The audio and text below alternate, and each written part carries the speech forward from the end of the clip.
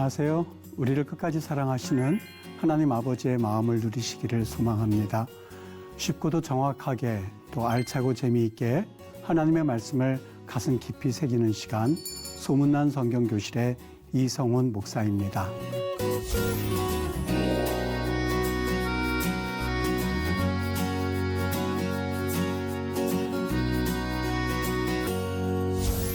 지난 시간에 우리는 레위기에서 왜 거룩이란 것을 하나님께서 그토록 강조하셨을까에 대한 내용을 가지고 우리가 시간을 가져보았습니다. 오늘은 제사법 중에서 속죄제를 통해서 하나님의 속마음을 아는 그러한 시간이 되도록 하겠습니다.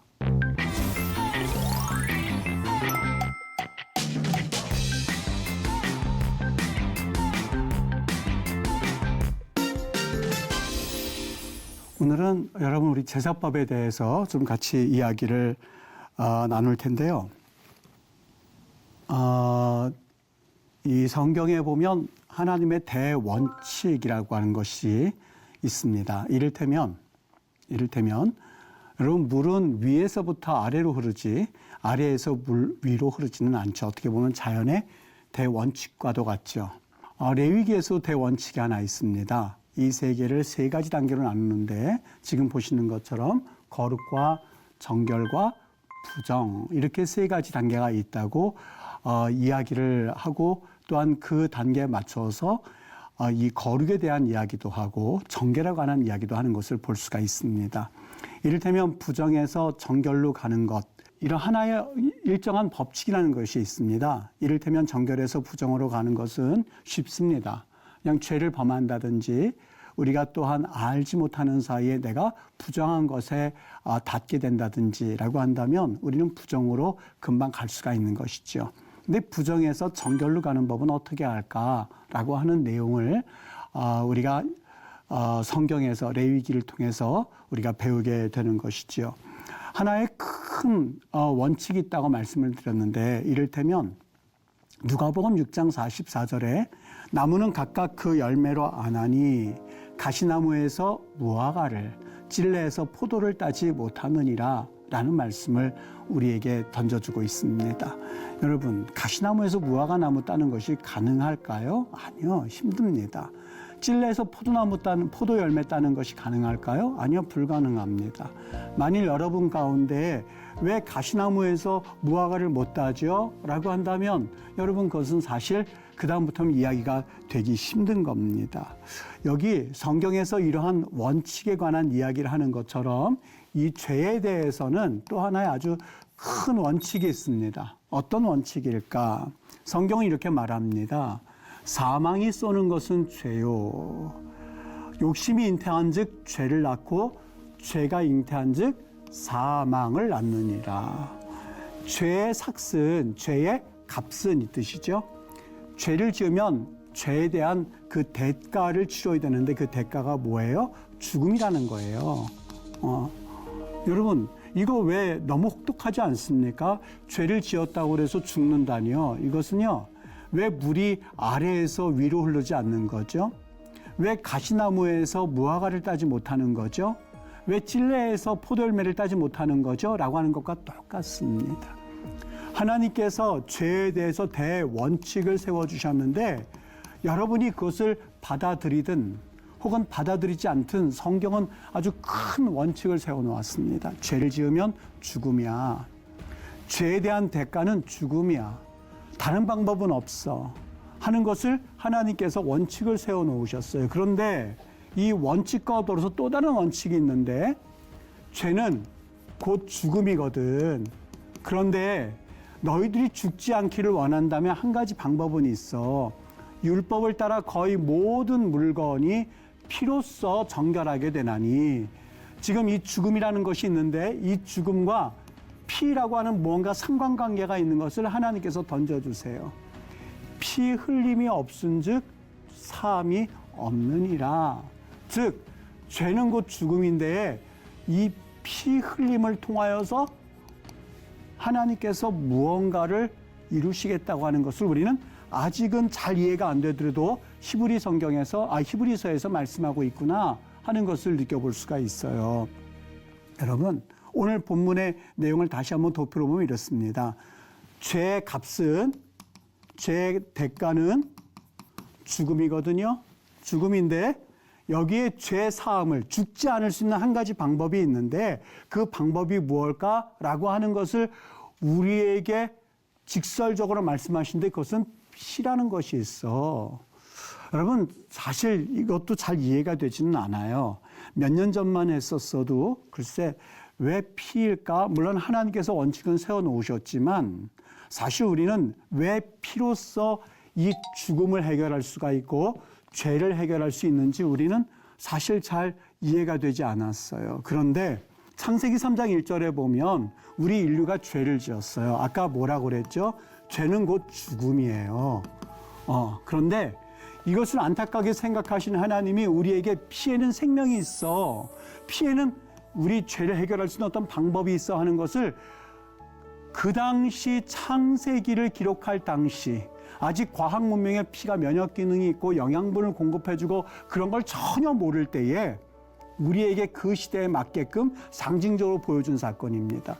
여호와 하나님이 아담과 그의 아내를 위해서 죄 지은 그들이었습니다. 그랬더니 그들이 나뭇잎으로 치마를 만들어 입었어요. 치마는 하고라라고 말합니다. 여러분 여기 치마라고 번역된 이 말의 의미는요 어떤 거냐면 그냥 허리에 동그랗게 두르는 거 있죠. 그냥 링 있죠. 링 이렇게 동그랗게 된 부분은 다 하고라라고 보시면 됩니다. 동그랗게 생긴 것들을 전부 다 하고라라고 그래요. 그러니까 치마를 만들어 입었다고 그러는데 이 치마라고 해서 자기의 부끄러운 곳을 다 가릴 수 있는 성질의 것이 아니라 동그랗게 나뭇잎을 엮어가지고 그냥 동그랗게 허리에 두른 것 이것을 그냥 하고라라고 불렀던 것 같아요. 말은 우리가 치마로 번역을 했지만요. 이것 가지고서는 인류의 부끄러움, 인류의 조상이었던 아담과 하와가 지었던 그 수치스러움을 가릴 수가 없었던 거예요. 그래서 하나님이 뭘 하셨어요? 가죽옷이라고 그랬는데 우리는 이것을 추상적으로 받아들일 게 아니라 카트노트 이렇게 했는데 이거 원래가 쿠토네트예요. 이거에 여성형인데 여성형의 복수형이에요. 가죽 옷들 이 뜻이거든요. 다시 말하면 쿠토네트라고 하는 것은 동물을 죽여서 그 피를 흘려야만 얻을 수 있는 것이기도 하지만요. 쿠토네트라고 하는 것은 뭐냐면 우리 칠부 바지 있죠. 한 이 정도 내려오는 바지요. 이걸 전부 다 쿠토네트라고 보시면 됩니다. 그러니까 짧게 그냥 나뭇잎만 내려서 가릴 수 없는 그러한 하고라를 말하는 것이 아니라 그것은 완전히 우리의 부끄러움과 어떤 수치를 가릴 수 있는 그 어떤 것이 돼요. 그건 어떻게 만들어져요? 가지고 정말 피를 흘려야만 사실 그 수치를 가릴 수 있구나. 아마 그 당시에는 이것이 무엇을 상징하는지 몰랐을 거예요. 그래서 막연함에 이걸 느끼지 않았을까요? 아, 하나님이 하시면 수치도 가릴 수가 있겠구나. 하나님이 보내주시는 쿠토네트 이걸 가지고 있으면 사실 우리의 수치를 막아줄 수가 있겠구나. 정말 칠부 바지처럼 무릎 아래까지 나오는 그러한 바지를 입을 수 있으니 정말 우리의 수치가 가려질 수 있겠구나 하는 것을 막연하게 우리에게 알게 해주셨어요. 그래서 이것을 일컬어서 어떻게 보면 복음의 첫 번째 이야기들, 그러니까 원시복음들과 같은 것들이에요. 그래서 이야기를 하고 있고요. 또 그 얘기가 조금 더 발전돼요. 어떻게 해요? 모든 살아있는 동물들은 너희의 먹을 것이 될지라. 홍수 이후부터는요. 홍수 이후부터 고기를 먹을 수 있게 되었어요. 그냥 그들이 먹으면서 아, 맛있다 이렇게만 느꼈을까요? 여기 모든 살아있는 동물들은 너희의 먹을 것이 될지니라 생명을 유지할 수가 있게 되었죠. 아마 이 당시에도 영적으로 깨 있었던 사람은 이 생각을 하지 않았을까요? 우리의 생명은 어떤 것에 피를 흘림으로써 유지될 수가 있네 라고 하면서 사실 단순히 우리가 고기를 먹을 수 있다고 하는 정보를 주기 위함이 아니라 그 당시에 동물들의 피를 흘림으로써 우리가 생명을 유지할 수 있네라고 하는 역시 원시적인 어떤 복음의 내용이 그 안에 담겨져 있었던 거죠. 출애굽기 12장 보면은요, 내가 그 피를 볼 때 우리가 다음 시간에 이 6월절에 대해서 볼 텐데요. 그 피를 문설주와 임방에 발랐어요. 그랬더니 어떻게 했을까요? 모든 애굽 사람을 비롯하여서 히브리 민족까지 장자들이 다 죽어야 하는 그런 상황 가운데서 그들은 살아날 수가 있었어요. 또 뭘 느낄 수 있을까요? 그 피를 바르는 것이 우리의 살아나는 것과 우리의 생명이 다시 보호받는 것과 무슨 상관이 있어? 라고 생각할 수 있을지 모르지만 역시 출애굽기 시에도 그러한 사건이 있었다는 거예요. 성경은요, 한 방향을 가리키고 있거든요. 어떤 방향이요? 한 방향이 무엇일까? 그 방향이 도대체 어떤 내용일까 하는 것을 아는 것이 성경을 우리가 읽는 목적이 되어야만 하는 거예요. 여기 레위기 17장 11절에서는 그 이야기를 본격적으로 우리에게 알려줍니다. 육체의 생명은 그 당시 아직 이 과학 문명이나 아니면 피의 역할이 무엇인지 정확하게 알지 못했던 때였었어요. 근데 하나님은 선포하세요. 육체의 생명은 피에 있단다. 우리 이미 그 창세기에서 배웠어요. 언제요? 여기 가죽옷, 모든 산 동물, 그리고 출애굽기에서 그 피를 통하여서 죽음이 건너가는 광경을 보면서 어렴풋하게 피하고 생명이 관계가 있다는 것을 배웠어요. 그것을 레위기에서 정확하게 말씀하세요. 육체의 생명은 피에 있단다. 너희에게 이것을 준단다. 그러니 너희들이 제단에 뿌려서 너희의 생명을 위하여서 여기 속죄한다고 되어 있거든요. 여기 카파르라고 되어 있어요. 여러분, 이 카파르라는 단어 어디서 배우셨죠? 여러분, 우리 창세기를 이야기할 때 이 단어 배우셨어요. 하나님께서 카파르, 역청이란 말을 쓸 때도 이 말을 썼고요. 배를 역청으로 칠하라 할 때 칠하라는 말도 역시 카파르였었어요. 다시 말하면 노아의 홍수에서도 지금 이 모든 것들이 무엇을 가리키고 있는가 하는 것들을 우리에게 사실 보여주고 있었던 거거든요. 너희들 속죄란 말이 여기 카파르란 말이에요. 너희 생명을 위하여서 덮을 게 있는데 그 덮을 게 뭔지 아십니까? 바로 속죄란 말로 번역을 했어요. 제가 지난 시간에는 시간이 부족해서 여러분에게 말하지 않았는데요. 그들에게 올라올 때에 하나님께서 그들에게 이 시내산으로 올라오라고 할 때 옷을 빨게 합니다. 여러분, 옷을 빨게 할 때에 거기 어떤 단어가 있냐면 심라, 옷이라고 되어 있습니다만 이 옷이 심라가 그냥 단순히 옷을 말하는 것이 아니라 이것은요, 겉옷을 말합니다. 이스라엘 사람들이 이 옷을 그냥 이렇게 쑥 걸쳐서 겉옷처럼 만들어 놓은 거예요. 그것을 카사하라 그럽니다. 카사. 빠라라라고 되어 있는데 이거는요, 씻다. 죄사함 받을 때에 나를 정결하게 하소서라고 할 때도 이 단어를 씁니다. 다시 말하면 겉옷을 빨라. 여러분들을 하나님 앞에서 이 죽지 않도록 옷을 빨게 할 때에 그 옷을 깨끗하게 빨 때 겉옷을 빨라는 말이거든요. 그 흠없게 깨끗하게 죄사함 받으라고 하는 그 단어를 사용함으로써 우리가 이것을 가지고 우리 몸을 덮으면 하나님께 나아갈 수 있네. 이것도 역시 원시복음과 같은 역할을 하고 있어요. 무언가 계속 방향을 향하고 있는 거예요. 근데 우리는 그냥 단순히 옷 빨면 거룩하게 나갈 수 있대, 이 사실만 성경을 통해서 알고 있는데 아니요. 성경은 계속해서 우리에게 한 방향을 말씀하고 있는데 그 방향이 뭔지를 우리가 보실 수 있으셔야만 해요. 그게 뭘까요? 여러분, 지금 다시 그 얘기를 돌아가도록 할게요. 죄의 삭은 죽음이에요. 이것은 대원칙이에요. 하나님께서 세워주신 어느 누구도 바꿀 수가 없어요. 이걸 만약에 그렇게 하는 게 어디 있어요? 라고 말한다면 왜 물이 밑에서부터 위로 흐르지 않는 거죠? 라는 말과 똑같아요. 또 어떤 원칙을 세워주셨어요? 모든 물건이 피로써 정결하게 되나니 피 흘림이 없은즉 죄사함이 없다고요.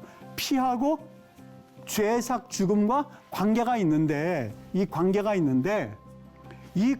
설정을 할 때의 통로가 뭐냐?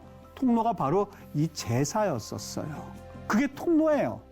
그게 레위기에서 말씀해 주기를 원하는 내용들이에요. 여러분, 그래서 성경에서는 첫 번째 부분, 제사법이라는 게 있는데요. 아주 중요한 1장서부터 7장까지 내용이죠. 그리고 뒷부분에 가면 후반부에서 또 제사법 또 나오죠. 전반부, 후반부. 그래서 이 제사법이라는 게 상당히 중요합니다. 그런데 이 제사법에 제사들이 뭐가 있냐면 번제, 화목제, 소제, 속죄제, 속건제. 우리 이거 이미 다 얘기를 나눴어요. 번제에 대해서도 이야기 나눴, 전적인 헌신입니다. 다 태워서 드리는 제사입니다. 화목제도 이야기를 나눴어요. 소제도 이야기를 나눴어요. 속죄도도 분명히 언급하고 넘어갔고 속건제도 언급하고 넘어갔거든요. 여러분 기억하시죠? 화목제에서 우리가 이것은 모든 사람들을 다 불러서 먹는 겁니다. 3일째는 절대 남겨두면 안 됩니다. 그래서 원수까지 다 불러야 됩니다. 아마 기억나시는 분들이 있을 거예요. 조금 더 자세한 얘기를 나누고 싶은 것이 이 속죄제에 관한 부분입니다. 여러분 이 속죄제가요. 코르반 그러거든요. 신약성경에서 고르반이라고 번역했죠. 이 코르반이라고 하는 이거는요 예물을 상징하고 있는데 이 속죄제는 사람에 따라서 제물이 다릅니다. 이를테면 제사장도 자기의 죄를 위해서 속죄를 받아야만 하잖아요. 그때는 숫소를 드리는 겁니다. 그리고 이스라엘 백성들을 위해서 속죄제를 드릴 때는 암양이나 혹은 염소예요. 왜 암양이 됩니까? 순양은 되지 않습니까? 암소는 안 됩니까? 하나님께서 정해 놓으신 거예요. 그러면 이제 두 번째, 조금 아까 이게 모든 물건이 피와 연결돼 있고 그리고 피 흘림이 없이는 죄사함이 없다고 그랬으니 하나님께서 이걸 그렇게 만들어 놓으셨나 보다. 숫소에 피를 흘리면 제사장이 사함을 받고 암양이 피를 흘리면 이스라엘 백성이 죄사함을 받고 그런가 보다. 여러분 비둘기 가능할까요? 가능합니다.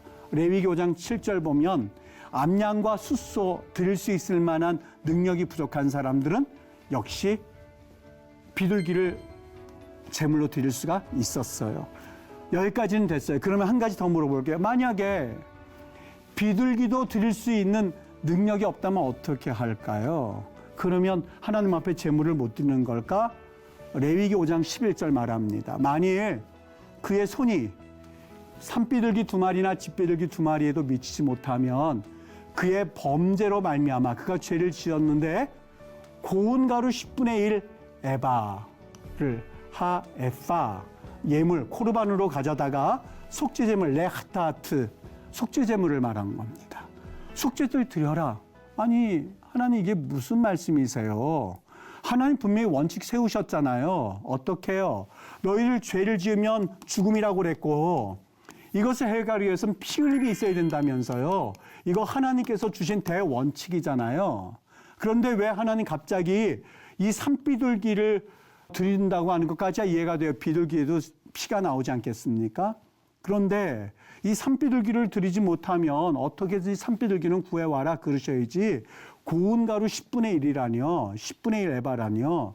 여러분 1 에바가요 22리터거든요. 10분의 1 에바니까 2.2리터예요. 2.2리터.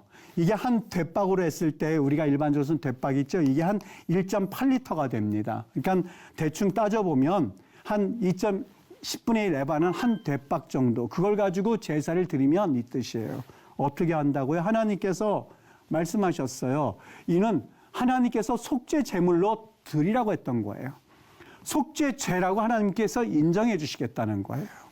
여러분, 하나님의 원칙과 좀 어긋나잖아요. 하나님 분명히 피 흘림이 없은즉 사함이 없다고 하나님 말씀하셨잖아요. 그리고 육체의 생명은 피에 있다고 분명히 말씀하셨잖아요. 그리고 그들에게 이 원칙을 분명히 지키라고 말씀하셨잖아요. 근데 왜 하나님이 지금 10분의 1 에바라고 해서 곡식 피 흘림이 없거든요. 근데 이거를 속죄제로 인정해 주시겠다고 하는 거예요. 여러분 이게 말이 되는 얘기입니까? 하나님께서 이것을 과연 원칙을 세우시고 원칙을 허무는 듯한 인상을 받거든요. 이걸 우리가 어떻게 해야만 할까? 하나님 분명히 거짓말하지 않으신다고 말씀하셨고 하나님 분명히 변개함이 없으신다고 그랬는데 원칙을 세워놓으시고 스스로 그걸 무너뜨린다고요? 여러분 저는 여기에서 한 가지 여러분과 저가 꼭 기억해야 될 부분이 있다고 봐야죠. 이거는 하나님의 원칙을 부수는 사건이 라기보다도요. 저는 이 사건을 이 원칙이 하나님께서 있습니다만 그 원칙을 하나님이 덮으시는 사건으로 봐요.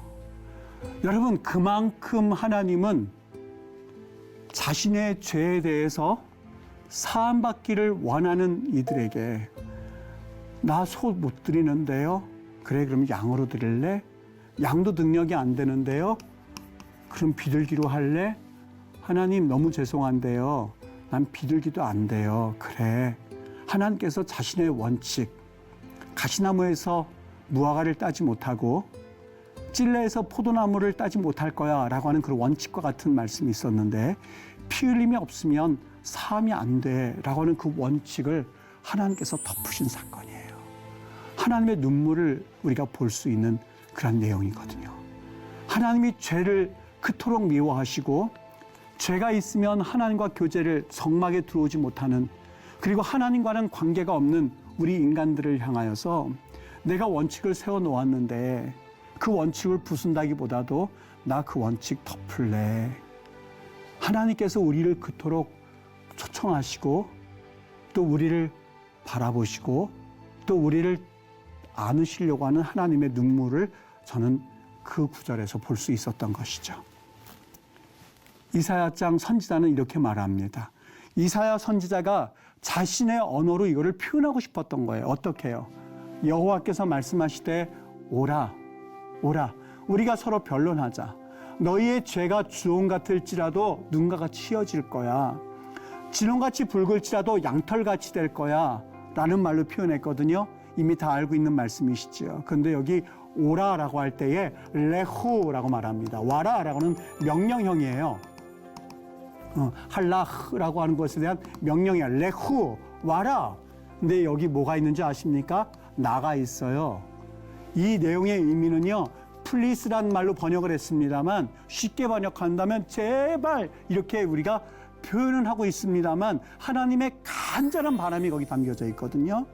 이스라엘 백성들아, 죄 있는 자들아, 내가 간절히 너희에게 부탁하니 와라 와라.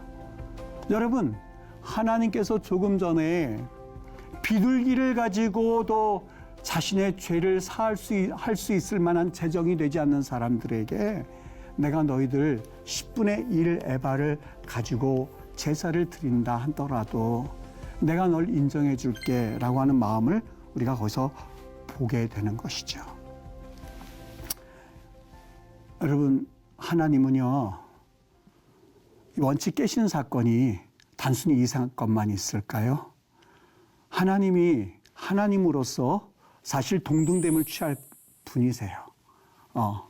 여러분, 어떻게 하나님이 인간이 되실 수가 있겠습니까? 그걸 깰 수 있는 사람이 도대체 누가 있겠어요? 이걸 어떻게 깨요? 여러분 이해되십니까? 하나님이 인간이 되어 오신다? 여러분, 이것은 하나님은 하나님이고 인간은 인간이죠. 그게 어떻게 가능하겠어요? 하나님은 하나님, 인간은 인간인 게 원칙이에요. 그런데 우리 하나님께서 그 원칙을 덮으신 거예요. 어떻게 해요?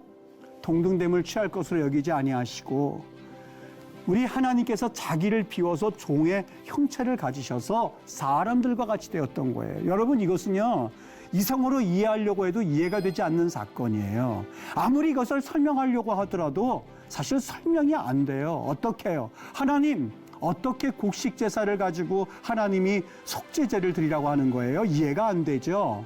여러분, 그 이해가 안 되는 사건이 바로 신약에서도 그대로 한번 재현이 되었는데, 우리 하나님 되신 분이 그 하늘에서 하나님과 함께 계시고 또 우리를 창조하신 그 창조주께서 피조물과 똑같은 육신을 입고선 이 땅에 오셨다는 거예요. 근데 그분을 어떻게 설명하느냐? 사람들과 같이 되셨어요. 사람의 모양으로 나타나셨어요. 자기를 낮추셨을 뿐만이 아니라 죽음으로까지 복종을 하셨던 분이세요. 여러분, 이것은 하나님이 찔레나무에서 포도나무를 따시는 사건과 비견될 만큼 그 원칙을 덮으셔서 우리를 사랑하신 사건이에요. 그 내용이 바로 속죄제에 담겨져 있거든요. 지난 시간에 모든 레위기의 사건은 화살표를 가리키고 있다고 그랬죠. 그 화살표가 어디로 되어 있는지 아십니까? 그 화살표는 나를 사랑하시는 그 하나님, 나를 위하여서 원칙을 덮으시긴 그 하나님을 바라보기를 원해서 레위기 1장서부터 27장까지 계속해서 화살을 향해서 한 방향을 가리키고 있는데, 그것은 바로 예수 그리스도를 나타내고자 하는 그 말씀이에요.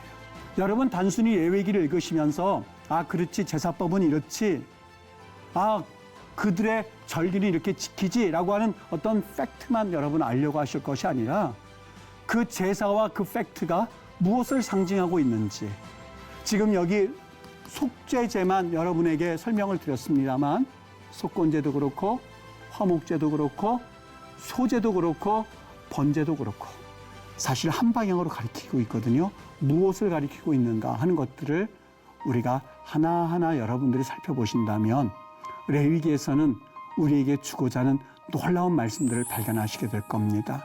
우리 다음 시간에도 이러한 내용들을 가지고 우리 같이 한번 이 레위기의 말씀들을 같이 살펴보도록 하겠습니다. 여러분 유익한 시간 되셨나요? 오늘 수업은 유튜브로 다시 보실 수 있습니다. 주변에 많이 공유해 주시고 또 복습도 하시면서 말씀의 유익함을 더 깊이 누리실 수 있게 되기를 바랍니다. 다음 시간에는 우리 절기, 6월절이라고 하는 절기를 가지고 예수님을 어떻게 표현하고 있는지에 대해서 한번 이야기 나누도록 하겠습니다. 오늘도 말씀으로 승리하시고 다음 시간에 뵙도록 하겠습니다. 고맙습니다.